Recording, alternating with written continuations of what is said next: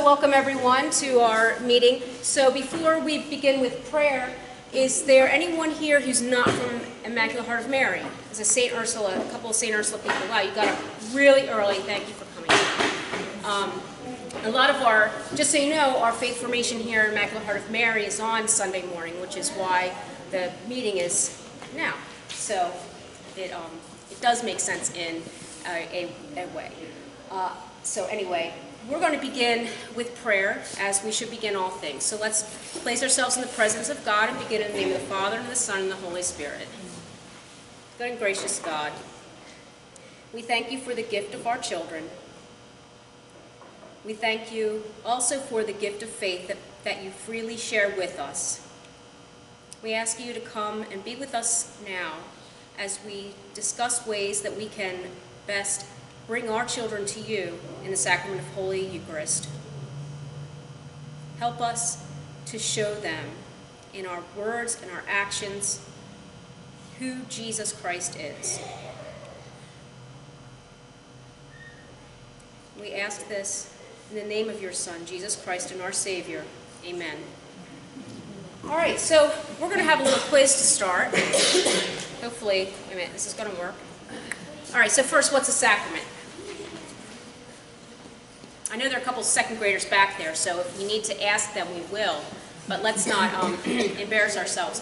What's a sacrament? Anyone? Anyone? Come on. It'll be a long morning if you don't cooperate, I promise. Yes? A gift. A gift.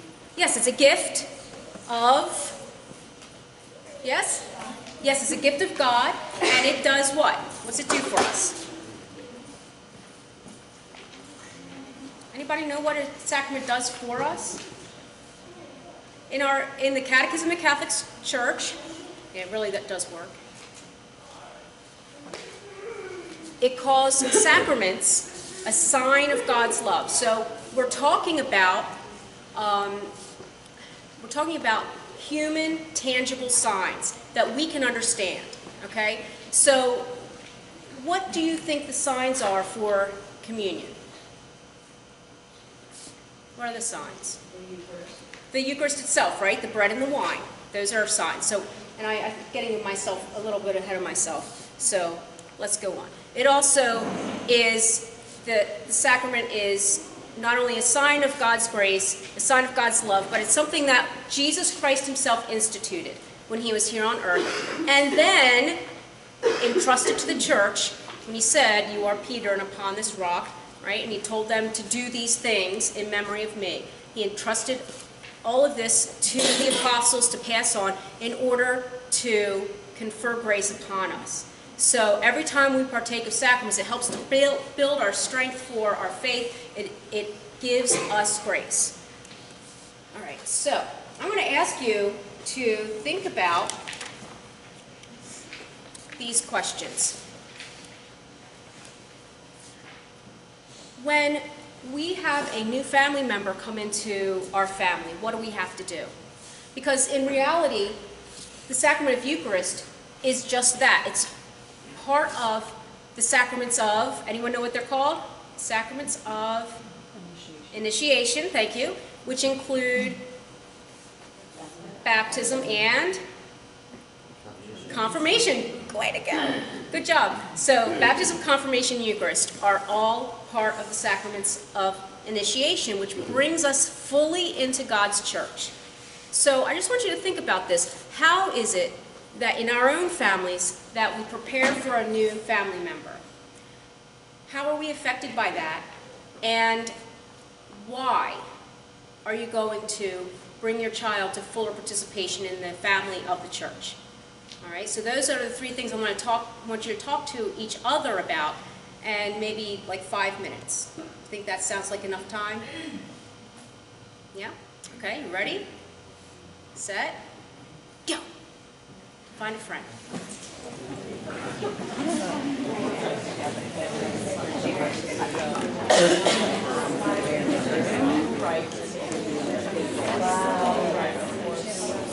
So what are we?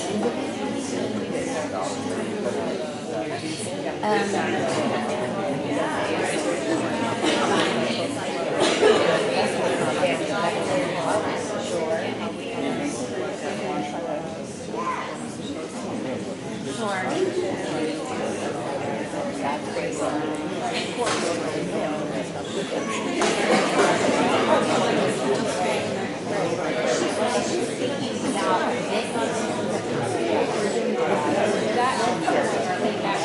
I mean, like we've been talking about all of this, but you didn't actually cut out the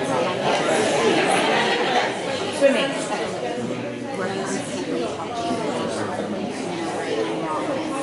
You do? There was sorry, what is it? it's the thing that said, because inside there is directions on how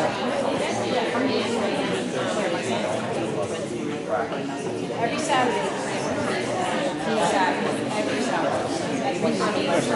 How many times?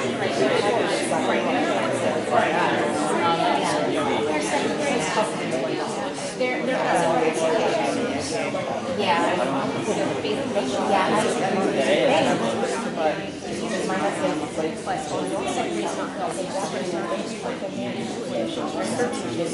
right. You could take it, just let her rock. I'm thinking it might not be Right, yeah.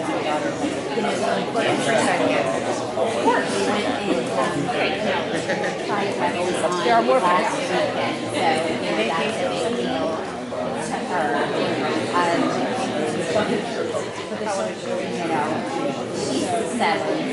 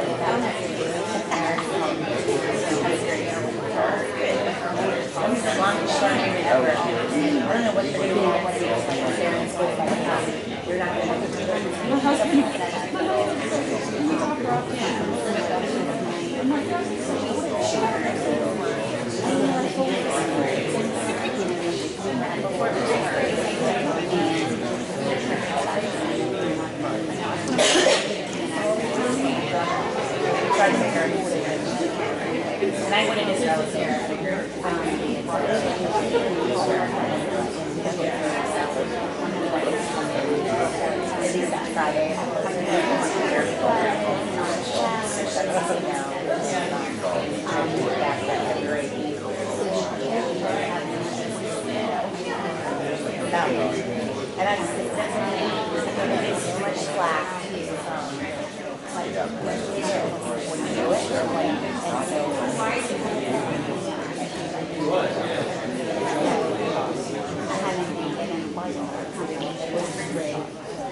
Okay, so did everybody have enough time to discuss their, so give me a couple of examples of how we prepare for a new family member. You want to let me know? That's right, they need a place to sleep. Yep, that's right. Good example. Anything else? What else do we have to do? Did someone say something that I couldn't hear? Because there's this buzzing. Yes? Well, when my Bethany was born, there was older siblings, so we kind of had to Sure. talk them through like what to expect. Right, right. I remember telling my oldest son, I don't want another brother or sister. Sorry. Well, too late now. Anything else that you can think of? We prepare our families. Yes? Yeah, we prepared ourselves to be receiving a new member. Talking when that's what I did. I told with my daughter, and she was so excited to get another sibling in the house, and she started to thinking that she's going to share her toys in the bedroom and take care of him, Right. because it's a boy. take care of him and share everything and take care what he's going to do when he start walking and start eating. It was like a second mother Right, right. in the house. That's So it what was our older exciting for all of siblings us. tend to be. Yes. Right. Yes, you have another. Yes, we want to get all of the different supplies we need. We need extra kinds of food, special foods for babies. If we adopt a child who's a little older, we might need to think about our grocery list and how we're going to, you know, find more places to cut so that we can have more food in the house. You know, we need to make sure we have clean water. We need to have diapers. I mean, there are just so many things we have to have when we have new family members coming into our home. And it really affects us, doesn't it? You know, there's this huge anticipation over a new family member coming into our home. It could be a baby, it could be someone, you know, getting married. You know, there's a lot of anticipation there. It could be, you know, your mother coming to live with you. And there's a lot of stress, I mean, anticipation and happiness there. You know, and really, it affects us. It affects our family system in so many ways when we add that new family member. And the same is true of the church. Every time a new person enters into the church, regardless of age or where they came from, what country they're from, what color they are, it affects the makeup of the church. And the wonderful thing about the Catholic Church, the word Catholic, I'm sure most of you know, means universal. It is all over the world. And not only is it all over the world, but it has embraced all cultures and found ways to incorporate all cultures into the faith that Jesus Christ brought to us. So we have this really wonderful faith here that looks forward to embracing our new members. It's just a wonderful thing, and that's one of the great parts of Eucharist. We are celebrating this part of their membership into the church. So, part of Eucharist is that the rite of initiation, and it is actually the fullness of the rite of initiation. So we have those three parts of initiation you all talked about: baptism, confirmation, and Eucharist. And Eucharist is really the fullness of the initiation into the church, even though we're confirmed later. And there's a long story behind why confirmation was separated from the other two parts of initiation. But if you ever go to the Easter Vigil and you see someone who's being newly baptized as an adult, they will be baptized, confirmed, and receive Eucharist.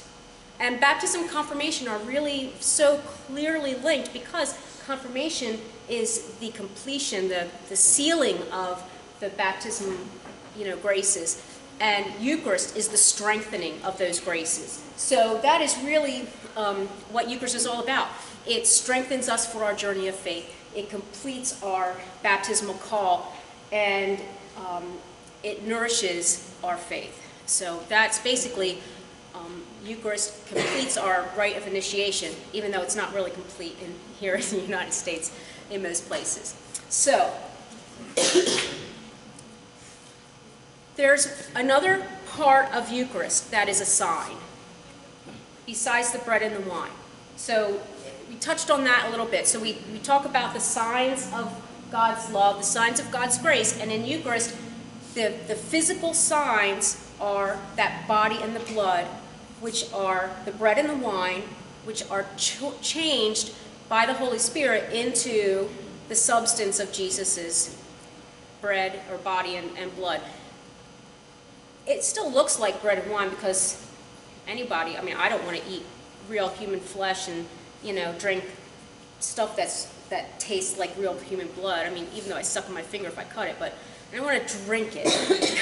But think about that wonderful gift in its real substance. That really is Jesus. And so when we consume Jesus, we become what we eat. Is anybody old enough to remember the cartoon on I see at least one person with gray hair, might be as old as me, who remembers the cartoon that said, "You are what you eat from your head down to your feet." Anybody remember that? Yeah? No? I see blanks. I'm getting old. When I was a kid, there was that cartoon. It was a commercial, I think, on TV on Saturday morning cartoons. You are what you eat, from your head down to your feet. Don't make a face until you taste it. Some kids think it's great. I'm trying to get you to eat your vegetables. All right? Is that okay? Never mind. But it's true about us being what we eat, isn't it? You know, if you think about it, all you eat is junk food, you're going to feel really bad. If you eat really healthy food, you'll be in better shape. And if you're somewhere in between, you'll be like me. But in any case, when we receive Eucharist, we really become what we eat. We really become what we drink. So to the world, we are the face of Christ. That is one of the other signs, and there's a word for that. Does anyone know what the other word for Eucharist is? Yeah, communion.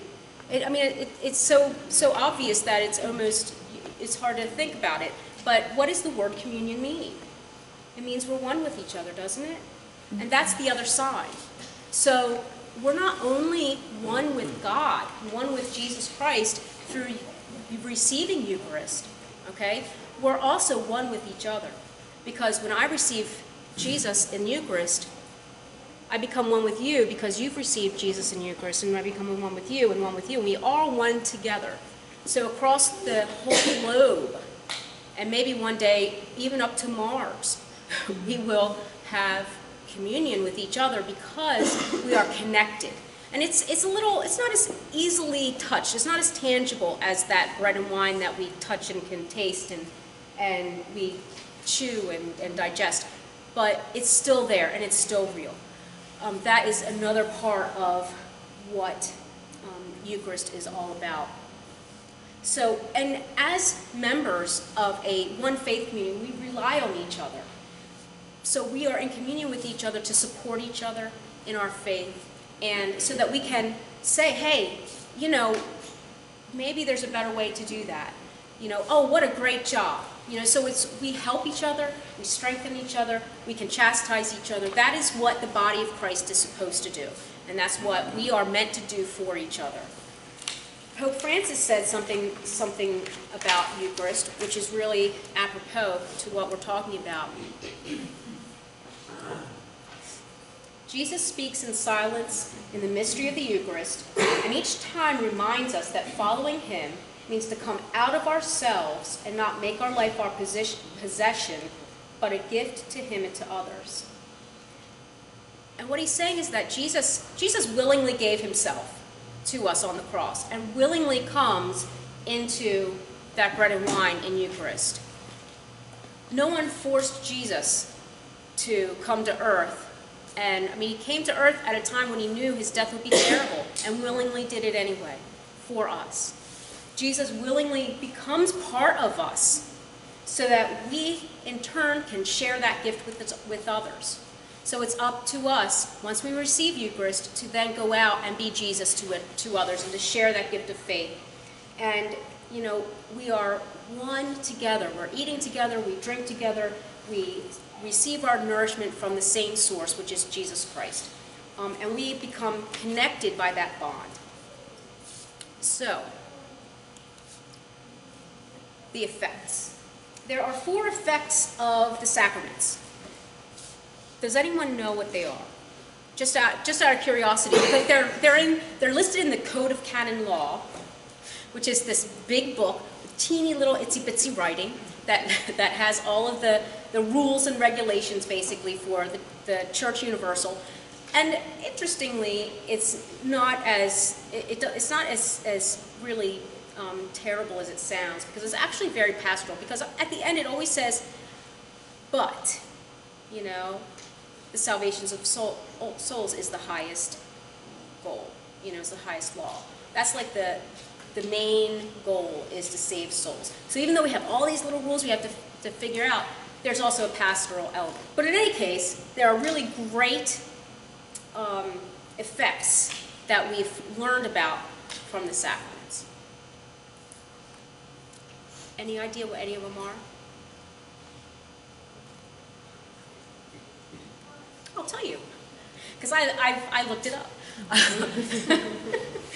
First, we express our faith and we strengthen our faith through the sacraments. So when we're talking about Eucharist, by receiving Eucharist, by partaking of the Mass, that is expressing our faith, isn't it? So we go and we believe in what is being said, we believe in what is being done. That's an expression of our faith. We're praying through the Mass and showing by our actions, by our deeds, our faith. By receiving Eucharist, it strengthens our faith. So we express and strengthen our faith through the sacraments. We offer worship to God. So not only are we there saying, yes, I believe, but we're also worshiping God at the same time. And that is a very thin line, isn't it? Because if we're doing something that is showing that we're believing, we're almost always worshiping God at the same time. It's hard to separate those two.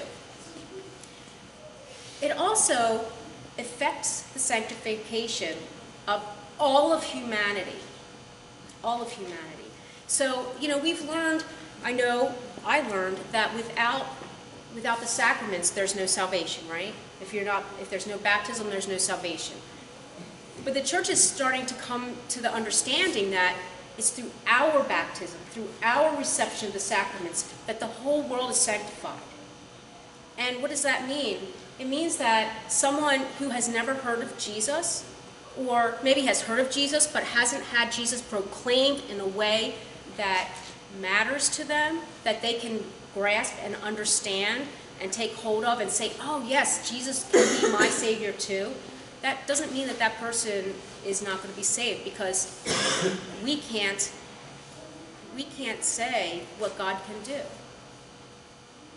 So the wonderful thing about our sacraments is that our sacraments help the entire world come to Jesus by us living our faith so much, through the sacraments and through our deeds and actions. The final effect is that it establishes, it strengthens, and manifests the ecclesial community. Those are some big words that take a little thinking to wrap your head around, I think. It just means that when you are partaking of sacraments, it shows that we're all together. That ecclesiastical, that just means the church, all the people in the church. That we're all one, that we're all in community together. So those are the 4 things that sacraments do. So why do you care? Because you're going to prepare your children for sacraments. And the more we know about what we believe about the sacraments, the easier it is for us to talk to our kids about it. So the Archdiocese has given us some guidelines. Call them requirements, because they are. There are 4 things. One is parental catechesis. So this part helps with parental catechesis. Is part of what the Archdiocese says, is that you all need to know what in the world you're passing on to your children. That's really what catechesis is about, so that you understand your faith better. There has to be a faith community involved. There's something called remote preparation, and then there's something called immediate preparation. And before we talk about each one of them, this guy, he's kind of cute, isn't he? This old priest. He's passed away now, but he said this: doctrine without the experience of Christian living is sterile, and any attempt to live as a Christian without attention to doctrine will lead to confusion. Doctrine is best learned within the experience of Christian living, and Christian living must be inspired by and rooted in authentic Christian doctrine. And so what does that mean? That means that it doesn't matter if you go to 12 years of Catholic school or 14, plus 4, that's 16 years if you go to Catholic college too. It doesn't matter if you get all of that information if you don't live it within a faith community, and you're not worshiping, and you're not celebrating that faith by going to Mass and by living your faith.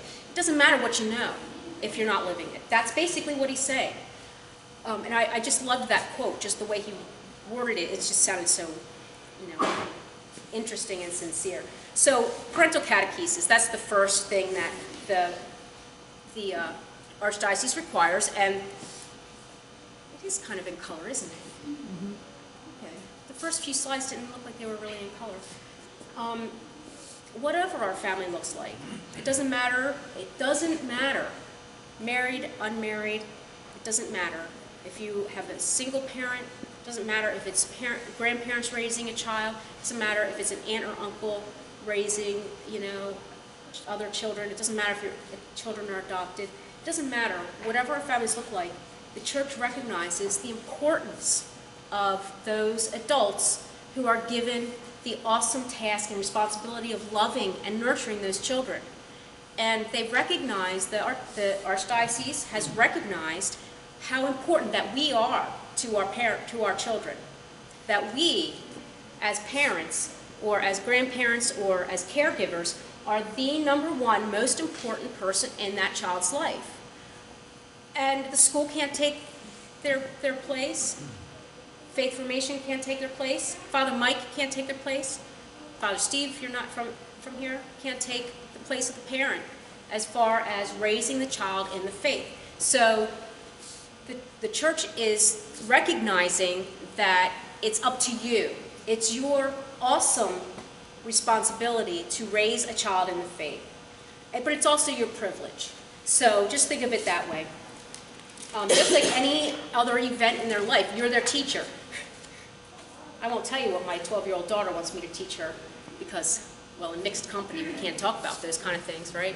But think about the things you teach your children. You teach them how to get along in life, right? It's not too bad anyway. But we have little boys here. They don't want to know. Okay. The faith community is also important. This picture I thought was great. Oh, you can't see it. If you could see it, it is all of the people from, I think, Philadelphia that went to see the Pope. And it's in this humongous stadium. And the place is packed with people. It's a shame I don't know, I guess it's the lighting. You can't see it too well. So, but anyway, a very important thing to remember, that Jesus Christ entrusted the sacraments to the church, right? That's part of the definition of a sacrament. So that means that no one has an absolute right to a sacrament. So, practically speaking, someone can't go up to Father Mike and say, hey, I want to receive Eucharist right now. Now, Father Mike, being who he is, might sit that person down and say, how can I help you? And be pastoral about it and go back to the tabernacle and give that person Eucharist and probably hear their confession and, pray over them, because probably that person needs something more than just Eucharist. But the point is that no one has an absolute right to a sacrament because the faith community has some discretion as to whether someone's ready for a sacrament and whether someone is properly disposed, whether they're worthy. I hate using that word, but I think that's easier to understand than being properly disposed. But basically, it comes down to whether someone understands and can show in some way that they know what the sacrament's about. It doesn't mean that if you have a kid who's a special needs child who's not really verbal, can't point to the host and say Jesus, and that shows me that they understand that that's Jesus. I can give you an example from my own life. My daughter is she's cognitively a little bit behind her peers. She repeated first grade, and I thought, it's okay. She was kind of looking forward to going into second grade and receiving communion, but I figured she's immature. She's very far behind her peers as far as social skills goes and academically, and so what's the big deal of waiting 1 year? But that year, that second year of first grade, she's at Mass. My nephew, who's the same age, they're both just like 2 months apart, they're underneath my coat arguing during Christmas Mass, okay? First of all, I'm getting mad because, we're at Christmas Mass and, we're at Most Precious Blood, which if you've never been there, it's like half the size of this room, it seems, and there are, all these people here, and you can see each other because it's all in a round. and I'm like, you guys, what are you talking about? Stop it. And Jacqueline, as loud as she could, tell him that that's really Jesus.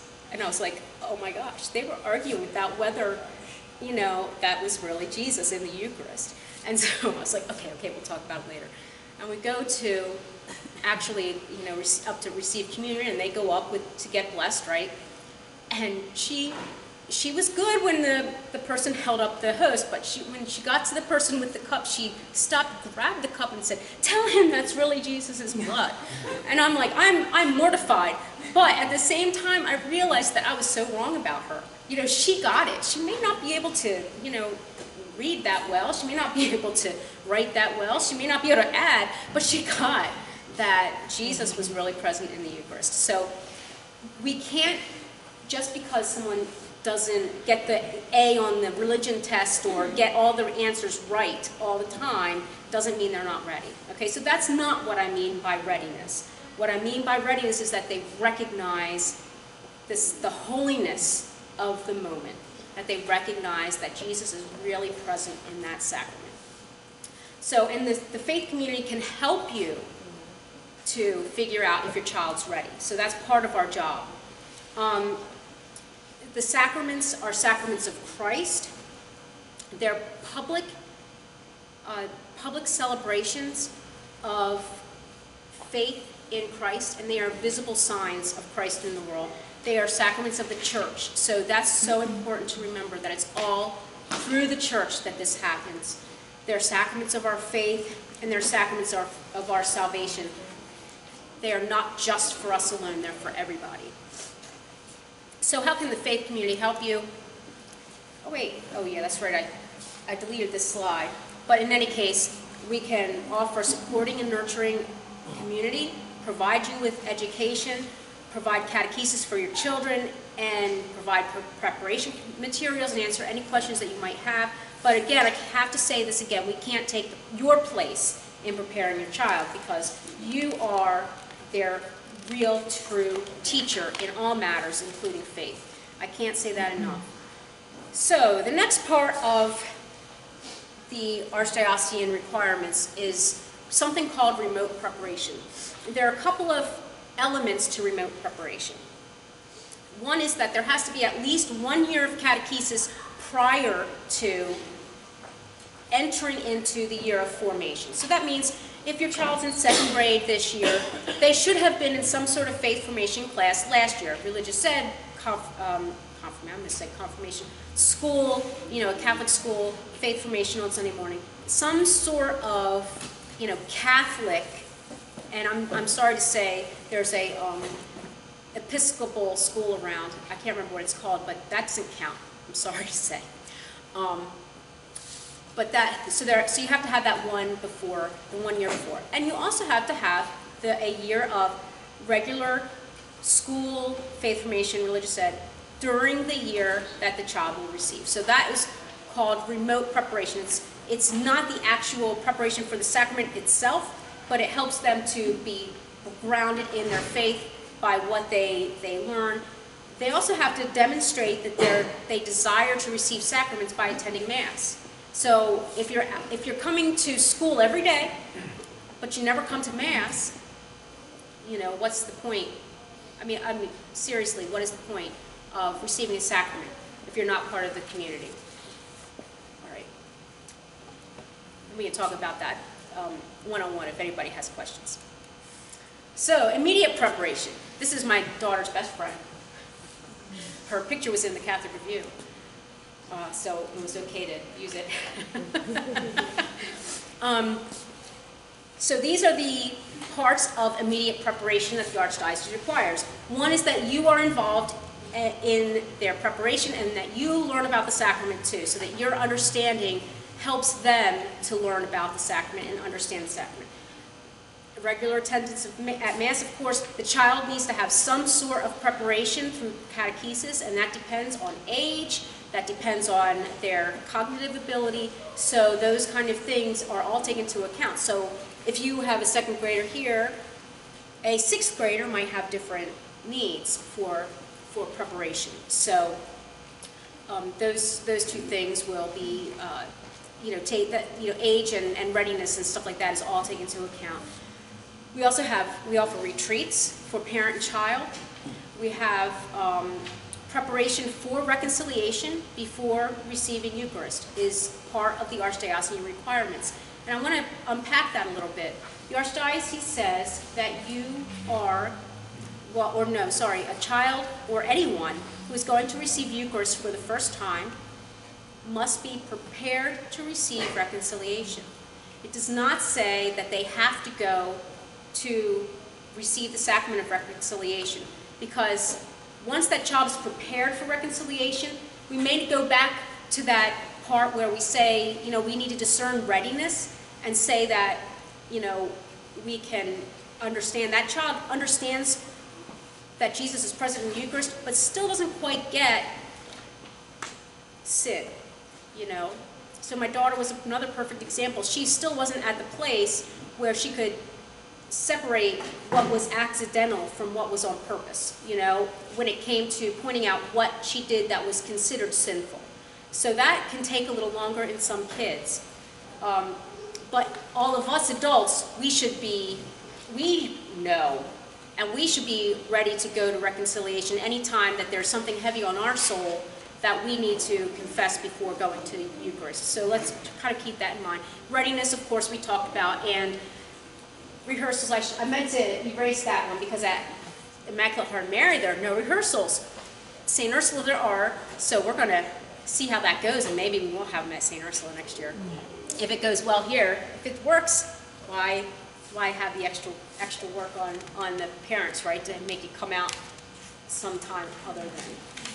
All right, so before we go over the calendar, are there any questions or concerns or? Yes. I don't know if this is the right time to ask this, but are they going to get to practice taking? Yes. Okay, so the rehearsals at St. Ursula, part of that is that they actually get to practice receiving the actual Eucharist. Here at Immaculate Heart of Mary, Father Mike said he actually comes to all the classes. So whether the kid is here on Sunday morning or here during the school day, Father Mike will come in and practice with them. Apparently, he also brings the wine in, so just so you know. That's what I hear. I don't know if that's true or not. But just so they can taste it, because this is the thing about Eucharist. They will be offered the cup. So you need to talk to your kid ahead of time and let them know that that's an option. They don't have to, but they also can't make a face and spit it back in the cup either. Just think about it. You know how kids are when they take a drink and they don't like it, they spit it back in the cup, don't they? I've seen it. Don't do that at Mass. Make sure they know they can't do that. They gotta just suck it up and drink it. They go. All right, so first we're gonna I did this presentation at St. Ursula first, so we'll do the St. Immaculate Heart of Mary calendar first, and then we'll go back and review anything that's different for the St. Ursula people. So here we are at the parent meeting, so I took that off. Next Sunday is an instructional Mass with Father Mike. And it sounds terrific. I'm really sorry I said yes to something that I can't be here, because I'd love to see it. But it's at the 10:15 Mass. So anyone's able to come. You don't have to be a parishioner here. If you have friends, family from around the area, let them know that there's an instructional Mass. It sounds terrific. He explains everything that happens, goes through the prayers, I guess I'll tell you why he says things. But in any case, it's at a regular Sunday Mass next week at 10:15. There's also the 3 options. Oh, darn it. What did I just do? I turned it off. There's a pointer. I'm trying to figure out the pointer. Oh, maybe it's this. I really practiced with this. I just can't remember where the pointer is. Do you have any extra to see those? No, I didn't make any extra of them. Because the only reason I made the extra Immaculate Heart of Mary, because I noticed there was a mistake in a date. So I fixed that. But I can email it to you. Okay. But anyway, we have the up there. You can see March 12th, March 13th, and March 19th are the 3 retreats or workshops. The first one is at St. Ursula. It's in the basement of the church called the Spiritual Center. You just go park around back. There are double glass doors. You really can't miss them. The one at St. Isaac Jogues it's usually in the Cronin Center. Deacon Mike hasn't confirmed that with me yet, but that's where he usually does it. And that's the building that's behind the church. St. Isaac Jogues is right up Old Old Hertford Road, across the street from one of those elementary schools. And then the one here is the following week on Saturday morning, and we will be using several places throughout the campus, but we'll start here with registration. So we'll let you register here. We'll all kind of gather around and say our opening prayer, and then dismiss to different places wherever your group is going to start. Then you have 5 options for your First Communion. Several of them are filled, so if you haven't chosen a date yet, I beg you, choose the 6 o'clock on that Saturday. Oh look, that still says the wrong date, doesn't it? See, that's why I reprinted them, because the original one said 4 o'clock and 4 o'clock, but it's really 4 o'clock and 6 o'clock, right? Those are the dates of our days. So this is April 16th, 6 o'clock. There are 3 people there. 4:30. 4:30. Mass is at 4:30. Okay, so yeah. It's right in the paper. It's right in the paper. Oh, good. So I fixed it on the paper, but I didn't fix it on here. Okay. So 4:30 masses. There are plenty of kids, but the 6 o'clock has only 3, and 2 of them, it's really hard. It'll be really hard for their families to do an earlier time that day. So please help me and help them by registering for that one. It will be great, and it'll even be smaller, so it'll be more, you know, it would maybe, I don't want to say shorter and you get to the party faster.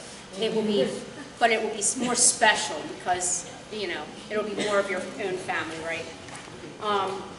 And that is basically what we have for St. Immaculate Heart of Mary. I've been saying that for a couple of months, St. Immaculate Heart of Mary. St. Ursula, we also have a date where the, there it is, we have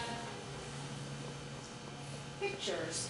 I guess I didn't put it on here, but there are pictures. You got the order form in the packet. The photographer has been coming for years to St. Ursula to do just a still portrait, blue background, you know, in their communion clothes. You don't have to do it, but if you want to, it's just a service that is being offered. So we also have the retreats, and the difference here is that for St. Ursula is that the Friday before each First Communion there is a rehearsal. So, and whichever date you choose, the Friday before, it's either 6:30 or 7:30, depending on how many First Communion masses there are. So, all right, so before we end, I would like you to consider this. For next year, we always need someone to help with these retreats that we offer the kids, and without, you know, returning parents from the year before, we wouldn't be able to continue the retreats. So as you're going through, if it really touches your heart, consider coming back the next year and helping out so that we can continue that blessing for next year's kids. Pope Francis said this about Eucharist. The Eucharist, although it is the fullness of sacramental life, is not a prize for the perfect, but a powerful medicine and nourishment for the weak. Keep that in mind. If you're perfect, you don't need to go to receive Eucharist. I certainly do. I need that nourishment, and it is definitely something that helps us. It is our medicine, helps us to get through our lives and to share our faith and to be Christ to others. Even though we fail, we get up again and come back and receive that nourishment again, and He lets us. I mean, that's the great, beautiful thing about our faith. So, thanks for coming. If you have any specific questions, I'm happy to answer them. And you can certainly call the office at any time. Oh, Father Mike is here. Hello. I think Father Mike wanted to have a word with you about how the actual First Communion happens. Is that right? Or did you just want to talk to them? I just came to see if anybody had any questions. Oh, okay. If the question is how First Communion happens, that's fine. What do you mean? Well, when we talked, you said you might stop by, yes. because I had been asking, how do you actually do it? Do you, you know?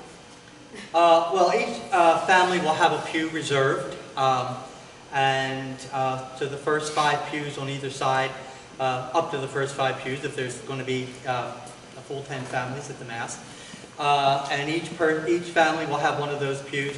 The pews will comfortably seat about 8, squeezed about 10. And we want the first communicant to sit on the end of the pew where the center aisle is. So keep that in mind when you and your family are in the pew, because the children will be lining up in the back to walk in with me. So, but my point is, make sure you leave a space for the child to sit there when they get there, because they're going to walk up the aisle, and then when they're alongside of your pew, they're just going to like all step in and sit with you. The children will stay with you until the presentation of the gifts. Then they will all come up in the procession for the presentation of the gifts when they bring up the collection, the book, the bread, the wine.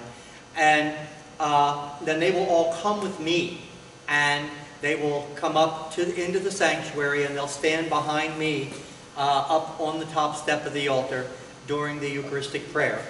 And they'll stay there until the sign of peace. And I'll give them all the sign of peace, and then tell them to go back and give the sign of peace to their families. And then they stay with you at that point, because then we're at the point of right before communion. Then when it's communion time, hopefully the ushers or some volunteers or something will kind of be there at the pews to kind of direct you to come up. So, you know, maybe the first pew on the tabernacle side comes first, and the first pew on the Holy Family statue side, and then kind of alternate. But the parents will come up with the first communicant. So you just kind of walk up right behind them, and they stand in the center. The two of you, the 2 parents, stand right behind them, and then I'll give communion first to the communicant, and then if you are receiving communion, then you would receive communion also at that time. If you are not receiving communion with your child for whatever reason, then what we've asked is just put your hand on your child's shoulder, and that would just kind of be a subtle signal that you're not planning to receive. Okay? Once you've received, then you'll walk off to the side, whichever side you're sitting on, and you're then invited to drink from the cup. Again, first your child, then you, and then go back to the side and go back into your pew from the side aisle. One of the things that we've always tried to ask, and sometimes this doesn't get communicated well, is that when you go back into the pew from the side, stay there. Don't crawl across everybody and go back to the center, because then they're all going to have to crawl across you when it's their turn to come out to go to communion. So stay there on the end at the side aisle until, because we're going to let all of you and your first communicants come up first. And then after all of those 10 come up, then we'll do the rest of the people that are in your pew, the rest of your family or friends who's ever sitting with you. And then at that point, they'll come up, and then when they come around to the side, then that's your time that you can move back to the center. Any questions about that? So try to be there at least 10 minutes ahead of time before Mass, so that we can get your children lined up in the back and make sure that they're going to be kind of in the right order, so that when they come up, whoever's families are in the first 2 pews, they'll be the first 2 in line, and then all of them can kind of just quickly step into place into the pew where you're sitting. So try to be there at least about 10 minutes ahead. I know there were some questions before, but you've probably already answered the ones about what to wear. we've talked about it as, like, it came out in the letter, and Okay. people have sent me emails and, you know, in Okay. that way, All right, so so, we've answered that question by by previously. default. Anybody have any questions about what happens at Mass, what to wear, the preparation program, anything else? Can you take pictures after? You can take pictures after, but just kind of be aware that if you're at one of the 4 o'clock, if you're at the 4 o'clock Mass or one of the 10:15 Masses, that there is another Mass coming up after that. So, you know, we need to be, you know, getting ready for that. If you're at the 6th, then there'll be more children making communion. I'm sorry, if you're at the 4:30, there's more children making communion at the 6th. You know, so those families are going to be wanting to get in and get settled. The same on that second Sunday at the 10:15. There'll be other families coming at the 12. There's a little more time between the 10:15 and the 12. It's probably will be pretty tight between the 4:30 and the 6, so you know you're going to have to kind of move. But yes, you are allowed to take pictures. You know, the church should look pretty good because it'll just be the second or third week after Easter, so there's usually still a lot of flowers and all that sort of thing. You know, if the weather cooperates, you know, it might be, you know, it might look nice outside as well. As far as taking pictures during the Mass, you are allowed to do that. We would ask you just, though, to do it from wherever you're sitting. Okay? We don't want people running up and walking around during Mass. We certainly don't want somebody up in the child's face flashing when they're trying to receive communion. Okay? You know, but again, try to, you know, use the flash with discretion. In other words, only if you absolutely have to, but please do it from wherever you're sitting. Yes? We're going to have a celebration afterwards, about an hour Mass. I just want to time it correctly. What was the question? You have a How celebration? long is the Mass? Most Sunday Masses are about an hour. An hour, so it would be You a know, little longer. it might, you know, with the fact that there might be more people there, because you're all going to have family and relatives and stuff and friends who might be coming. So, I mean, if the Mass is a little more crowded and, you know, with all that's happening, presenting them with their certificates at the end, you know, it might take about 5 minutes longer. So, No. 60, I would think no more than 65 minutes.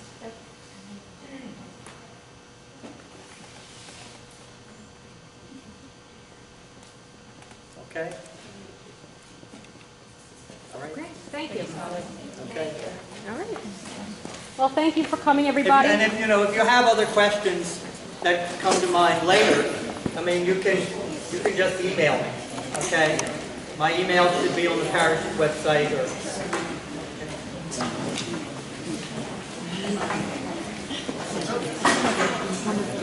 Oh, yeah, yeah, yeah. Yeah, if you